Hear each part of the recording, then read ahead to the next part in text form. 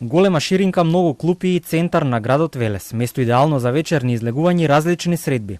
Но овде во населбата Дворови во саботата се случувал хорор наместо мирна летна вечер. Овие клупи и лулашки се неми сведоци за ужасот кој што 15 годишна малолетничка во саботата доцна вечерта го преживеала овде на местото наречени Дворови во Велес, каде што била силувана и натепана. На ова место често се собираат младите, ни велат локалните жители кои живеат во близина и се навикнати на бучна околина. Неретко и реагираат.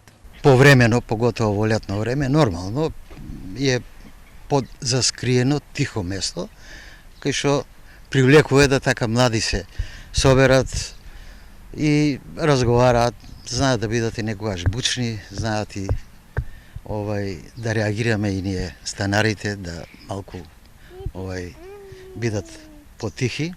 Во Велешката полиција пристигнала пријава дури утредента, односно во недела наутро. Девојчето само пријавило во полиција, нешто што не се случува често во ситуации како оваа кога штитеници на домот побегнуваат и се жртви на малтретирање. Две лица веќе се повикани на разговор. Вчера во полициската станица Велес малолетничка пријавила дека во саботата вечерта околу 23 часот во Велес на место викано Дворови била првен физички нападната од неколку лица, а потоа врз неа извршена и облјуба. За случајот известен и ојавен обвинител и по завршената истрага ќе биде поднесена соодветна пријава. 15-годишното девојче штитеничка на дом за деца без родители во саботата попладнето се оддалечила од зградата каде што е згрижена.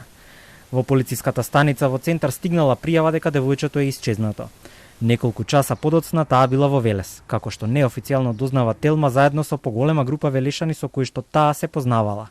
Била истепана, сексуално злоставувана, а потоа и веднаш однесена во болница на прегледи. Не би можела да споделам информации во моментот, затоа што тоа е предмет на се уште на истрага внатре во Министерството и соработката со Центарот за социјална работа Велес.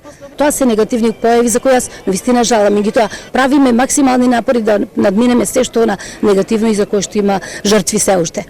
Вакви немили настани се случувале и во минатото, а има и пресуди. Во 2018 година злоставувачите на 12 годишно девојче кое забремени по сексуален напад беа осудени на 12 и 13 години затвор.